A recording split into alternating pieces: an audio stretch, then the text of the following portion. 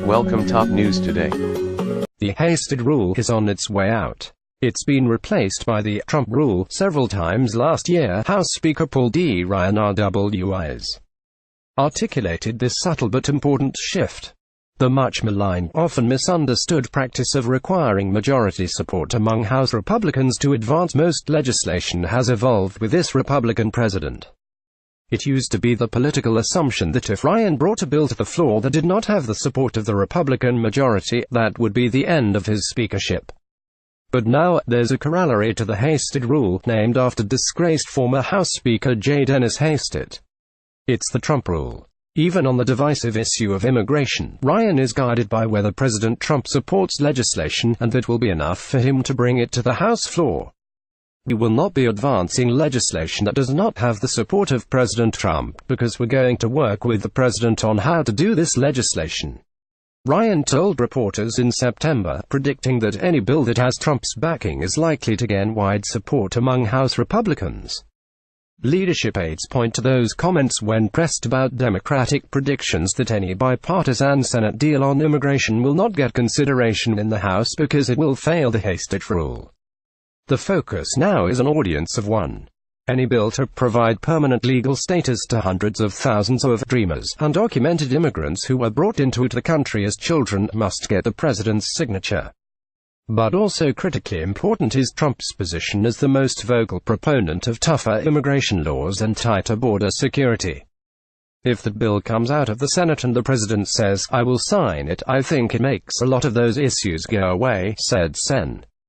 Roy Blunt RMO, who served in the House Whip operation last decade when the Hastert Rule took root.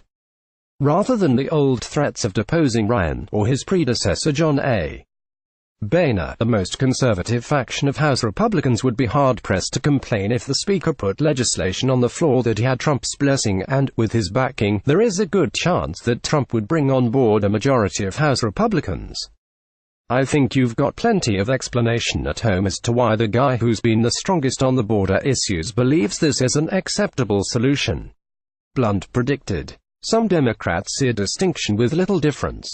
They think there are many bipartisan votes for legislation that would give Dreamers permanent status without catering to Trump's demands for border security, but Ryan will not allow the vote. In a certain way, that's just a mechanical description of the Hastert Rule, said Sen. Brian Schatz Hawaii, who spent the past week urging his social media followers to study up on the old House principle.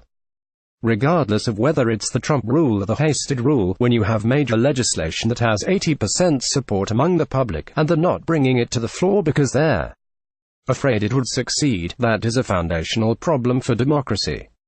Hastert became Speaker in January 1999 after the tumultuous rule of Newt Gingrich and just after the impeachment of Bill Clinton. As he tried to build unity within his fractured caucus, he promised that he would not advance legislation unless the majority of House Republicans supported it. Democrats cried foul for years, and after Boehner became House Speaker in 2011, conservative critics railed every time he allowed a bill to pass when a majority of Republicans voted no, eventually driving him out of office in 2015. The day before Boehner passed the gavel to Ryan, Hastert pleaded guilty to breaking tax laws and paying hush money to a man who accused Hastert of molesting him when Hastert was a high school wrestling coach in the 1970s, a fact that made the Hastert Rule even more pejorative in some corners. As he pulled together the votes to succeed Boehner, Ryan made a pledge to House conservatives that he would not bring immigration legislation to the floor unless it had majority support among Republicans.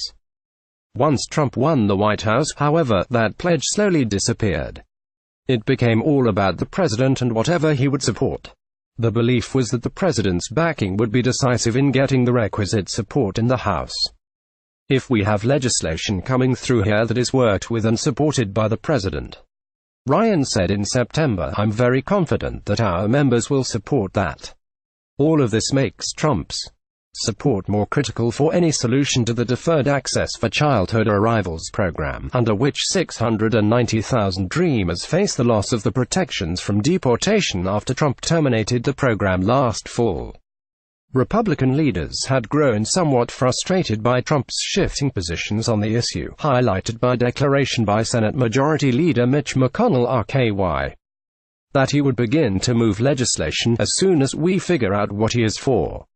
Trump's advisors signaled his positions on RWis and border security in a carefully scripted conference call with congressional aides Thursday, formally embracing a path to citizenship for up to 1.8 million young undocumented immigrants and $25 billion for the construction of some border wall and increased border security.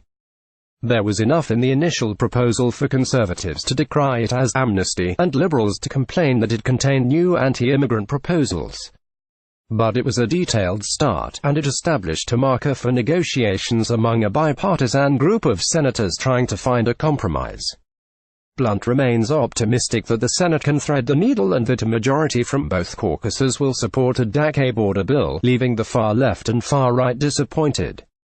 So if you really want to pass a bill, it needs to probably get about 65 Senate votes, and those need to be pretty evenly divided between the two parties, he said. In that scenario, the pressure would shift to Ryan and the House, but only if the legislation still has the support of Trump, and only if the president has not changed his position on some key issues. For instance, Sen. Jeff Flake, a fierce critic of Trump on many issues, praised the president's call to embrace a path of 10 to 12 years for citizenship for the RWis. If he sticks with this position, I think it's more reflective of where the Senate is, he said. Read more from Paul Kane's archive. Follow him on Twitter or subscribe to his updates on Facebook.